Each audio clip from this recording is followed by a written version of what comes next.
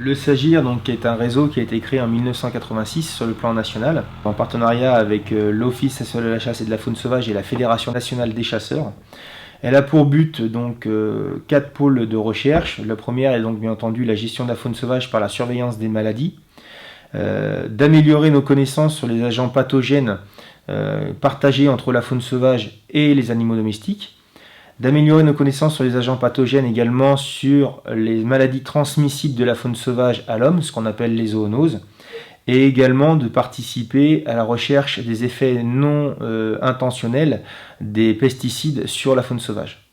Lorsqu'on est appelé par un adhérent, ce qui était le cas ce matin, on va donc sur le terrain procéder à la récupération du spécimen, faire je dirais une présélection, et on prend la décision si oui ou non on achemine l'animal au laboratoire.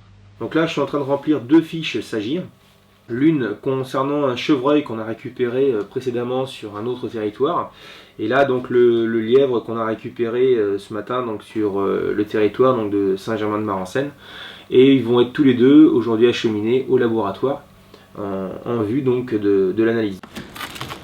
C'est important de rappeler quand même aux chasseurs que c'est leur réseau, puisque ce sont eux qui financent quand même pratiquement la totalité des autopsies, mis à part les intoxications qui sont prises en partenariat avec l'ONCFS. Il y a également les formations en examen initial. Donc on forme des chasseurs bénévoles à devenir examinateurs initial en hygiène alimentaire.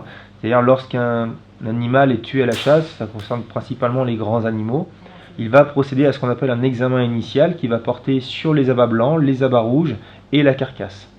Son rôle étant bien entendu de distinguer le normal de ce qui ne l'est pas. Et en cas d'anomalie, déclencher tout un programme de surveillance, donc soit appelé le formateur référent, soit un technicien vétérinaire, pour stopper la carcasse et s'assurer qu'il ne s'agit pas d'une pathologie reconnue contagieuse.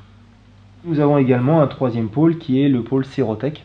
Donc la Fédération de Charente-Maritime fait partie des départements de France à faire partie de cette étude. Donc c'est un programme qui vise à faire des prélèvements de sang et de rate sur la faune sauvage tuée à la chasse. Le sang donc est collecté dans un premier temps et va ensuite être placé dans une centrifugeuse de manière à séparer les globules rouges du sérum. Ce sérum va être ensuite conditionné dans ce qu'on appelle des microtubes et va être stocké en tant que patrimoine biologique, et va nous permettre par la suite de pouvoir rechercher dans 4 ou 5 ans des pathologies suite à un programme décidé par la Fédération nationale, mais également de répondre à une problématique ponctuelle.